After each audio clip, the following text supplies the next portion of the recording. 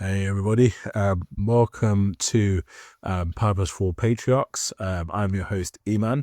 We're coming to the end of our episodes on the Moynihan report, and essentially I want to thank you all for joining and listening to me ramble on about this report, because as I've said many times before, I believe this is one foundational document to look at the plight of the black people in America. And I think it's so interesting to be able to work on this and actually pull these things together. And as we were looking in the previous episode, just looking at because one of the things and the reason why I want to do this is because I believe that there is there's been a sustained attack on breaking down the family structure, and I don't really care why people have created a slavery that has been racialized, whether it's for greed or for profit or the fact that different people want to be able to eat.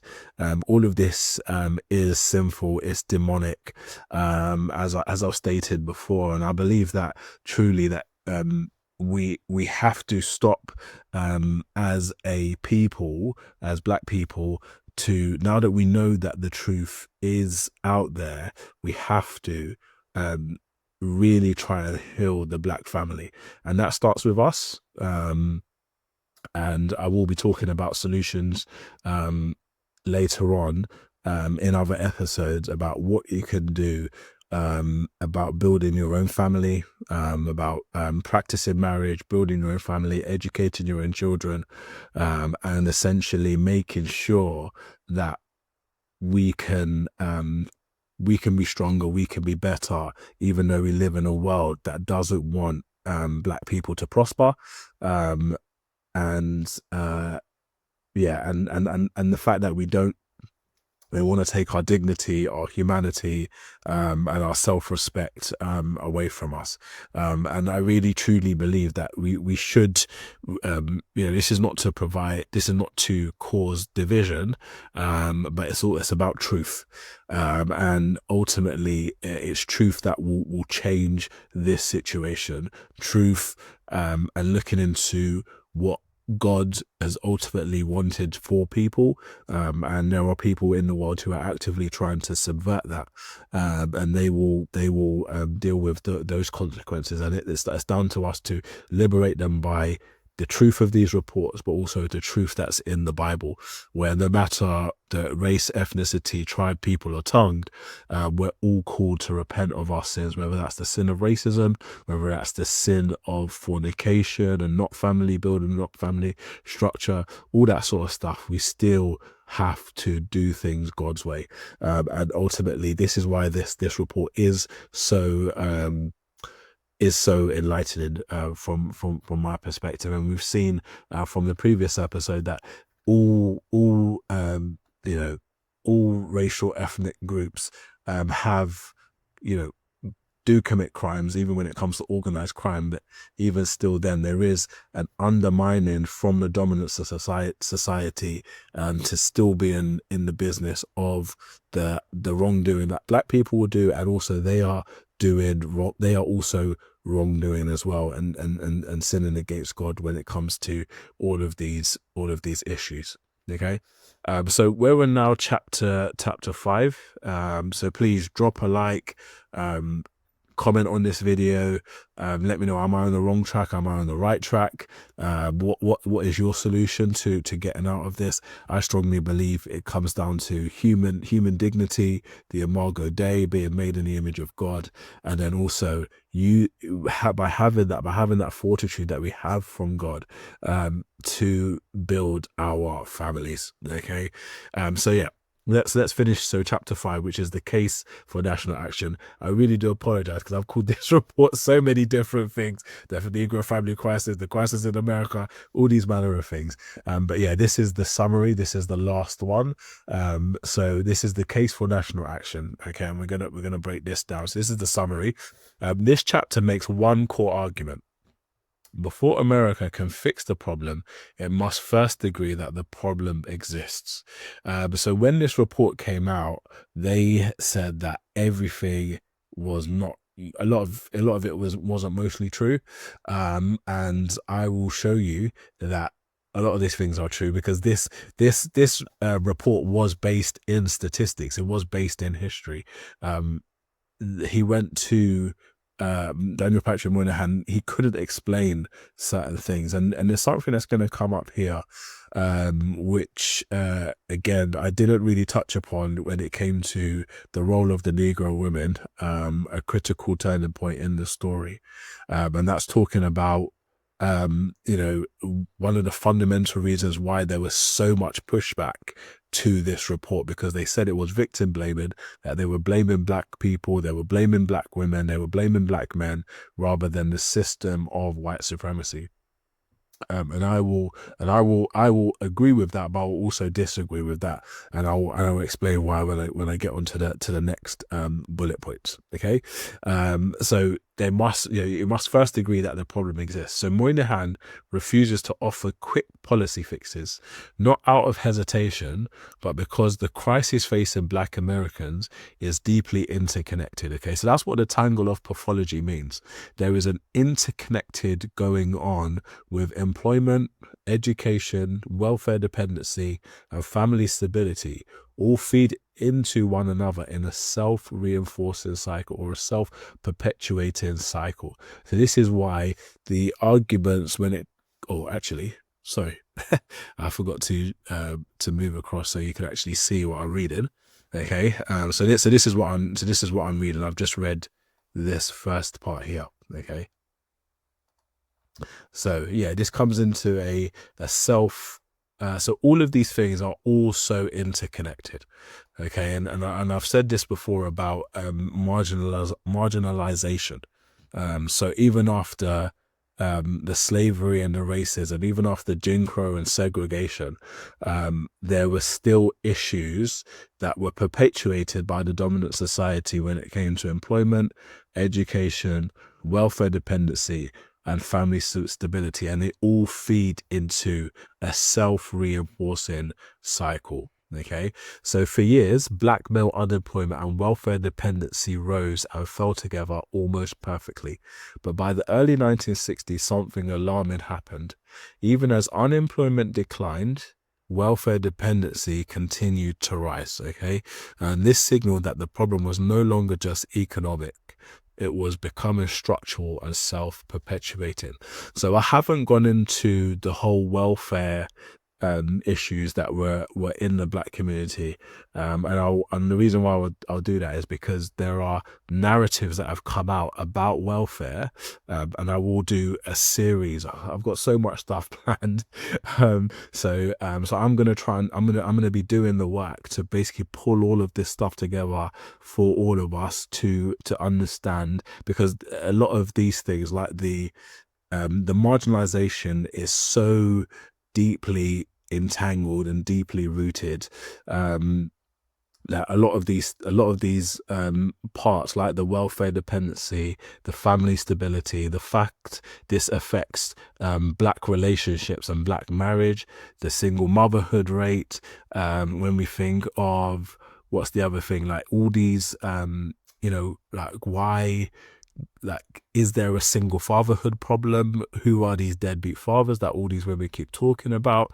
And I have some very controversial takes that I will break down, and I'll try and I'll aim to try either do some series on this or do some longer form videos where you could actually break these things down into a truthful narrative.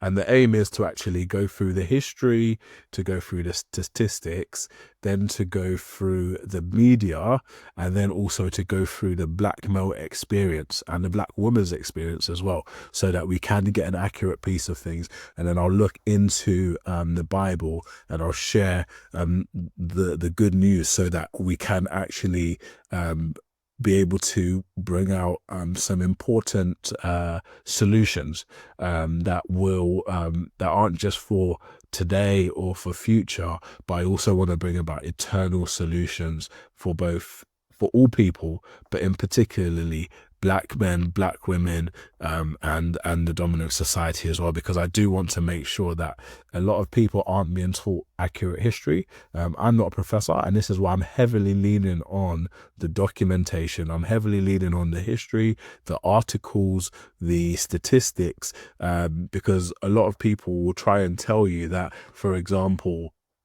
that the black woman, for example, is the same as every other modern woman. And I disagree with that flatly. I think there's something going on. There's something different about the black woman that's different from white women and other different groups of women. And it comes down to a lot of the things that are in the Moynihan report. Okay, so one of the things you might hear about is something called the Moynihan scissors. So Moynihan didn't just go to E. Franklin Fraser to look at the tangle of pathology, but he also used statistics. And what he did was that, because there was still marginalization, so what this simply meant was that even though the black man was free, he was still being marginalized when it comes to being able to get a job. So therefore, what happened was that in all demographics in America, every single group was able to access welfare, and I'm not sure if this is correct, but if black people received welfare last, I'm not sure, and don't quote me on that, but what happened was that when if black male employment was going higher in all communities, so if male employment was going higher, then welfare dependency went up. Okay, so if more men are unemployed, then you need more welfare. So it always goes up. But what happened within the black community is that as unemployment declined, so as more black men started to get jobs, okay, welfare dependency continued to go up. Okay, and this is what alarmed Moynihan, and this was what brought him to going to Franklin Fraser and also to Kenneth Clark to try and understand exactly what was going on specifically in the black community. Okay, so this signaled that the problem wasn't just an economic thing. So a lot of the time when you have these debates and these discussions online, people are always talking about, the black man failed and the black man didn't want to be part of this. It's because the black man couldn't get a job, so therefore the woman had to step in. That is partly true, but when black men did get jobs, black women still didn't build the families or stay with their men.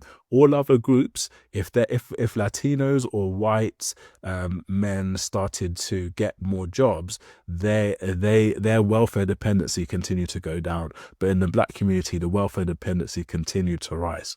Okay. So the report rejected the idea that the situation is out of control. And what we'll see today is that it is even worse than it was in 1965. So pointing to rising educational achievement as evidence of progress. Yet it was that 3 centuries of injustice have produced distortions so deep that they can now sustain themselves even without active discrimination. Okay. So what we've seen, that to try and break this down, is that because of, even when black men got their jobs and were employed, what happened was that black women were so steeped in their matriarchal structure, they still didn't want to depend on a man. Okay, and this is where you see the splitting off. You possibly see 2 cultures in the black community. One that is actually focused on family building, which I believe black men are aiming to try and do, and I have statistics to support this. But black women are so steeped in welfare dependency, and this goes into the political thing in terms of why they support democratic parties that are willing to give them and continue to fund them being away from the black man. Moynihan spotted this. Moynihan spotted this in 1965. Okay, he spotted this issue in 1965, and he was able to he was able to notice this, and this is why he was like, oh, there's something deeper going on. And this is why he was able to go back to the racism and sorry, the slavery and the racism, that 3 centuries of injustice have produced distortions so deep that they can now sustain themselves. And this is also why a lot of black men don't want to sort of be part of the system. They don't want to sometimes maybe not get jobs, because they've said what's the point when they keep blocking us from jobs? They don't want us to lead they don't want us to lead our families, because they are benefiting from the destruction of the black community. And this is a self-perpetuating thing. It's 3 centuries of injustice have produced so deep that they can now sustain themselves. So white people don't even have to get involved in the black community. And what's happening is they are now, black people are now perpetuating this matriarchal structure, this destruction of the black male image. And this is why there's a lot of distrust between the black man and the black woman, where because of that split that has happened since slavery, since the racism, since Jim Crow and the segregation, since the dominant society destroyed the black man's authority, his dignity, his husbandry, his fatherhood. It's now a self-perpetuating cycle, and it even says it here, even without active discrimination. Okay. So Moynihan's conclusion is stark and controversial. The central crisis is the breakdown of the family structure, okay, and particularly the erosion of the father's role. Without family stability, children are deprived of socialization, discipline, emotional support, leading to higher rates of poverty, crime, and dependency. Okay, so what essentially Moynihan was saying is that the central issue is the breakdown of the family structure. And what he said is that this is not their fault, because the dominant society, the white supremacists, they're the ones who have done this to them. Okay. But what I think we've started to see over the past 60 years is that because it happened for so long, they weren't able to sort of get themselves out of that situation, and they needed a coordinated effort. Okay, and this is what he then goes into, which is the solution. So the solution, he argues, must be a coordinated national strategy, not piecemeal programs. The goal is not control, but empowerment. Okay, strengthening black families so they can support themselves like any other family in America. And this is why we go back to the American Italians, the American Jews, and the American Irish. They also struggled by moving to urban centers. As I mentioned, the American Irish, and they also suffered from poverty. But one of the things that they did is and shout out to Crimson Cure who put this together. She actually said the first thing they did is they didn't allow Irish to be seen as Irish. They made them American Irish, okay? That American Irish, and then they also gave them finances to start their own businesses, okay? And they simply did not do that for black Americans, okay? And this is, again, where I've mentioned this in previous videos, that it came down to the fact that they wanted to also assimilate black people, but they didn't give them the wealth to be able to start. And it goes back again to the marginalization piece, when it comes down to loans, getting houses, getting homes, all these sorts of different things. They really struggled. They struggled because they also didn't receive the finances to support themselves like any other family in America. Okay, and when they did do this, as I mentioned in the welfare dependency, so when black men did start to get jobs, what we saw is that welfare dependency continued to rise. So black women used their strength and their power to still take the money from the government, while, in my opinion, breaking the home. And we're going to see that and shortly. Okay. So the solution is black is empowerment. So strengthening black families so they can support themselves like any other family in America. In simple terms, the proposed national policy is this: every federal effort aimed at equality must directly and indirectly strengthen the stability and resources of the black community. This, the reports insist, is the only way to break the cycle and finally deliver full citizenship in both responsibility and reward. Okay. So again, this is what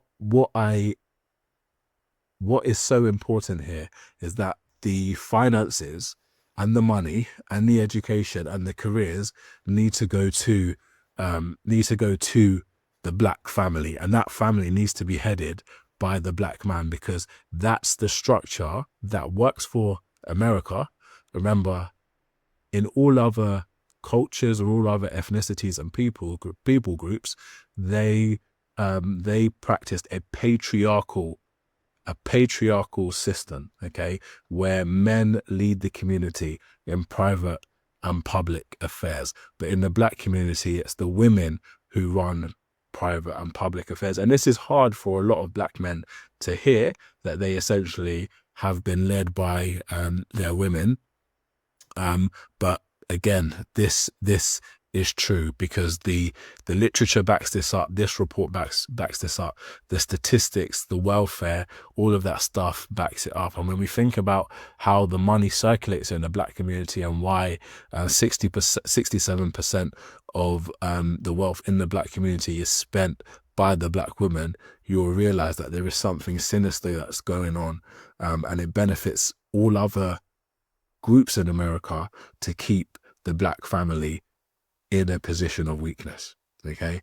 And this is why I'm, again, so big on making sure that I do everything I can to talk about this stuff, because it's so important to be able to build, to get married, to build your family. And that doesn't necessarily mean you have to, get married to, well, it's important to get married to the right person. And there are many ways to do that. So yeah, it's important that this does happen. So yeah. And one of the things I'm always interested in, and you see it all the time, with the way that black women talk about black men, they do not want a patriarchal structure in the black community. And it's so deeply entrenched.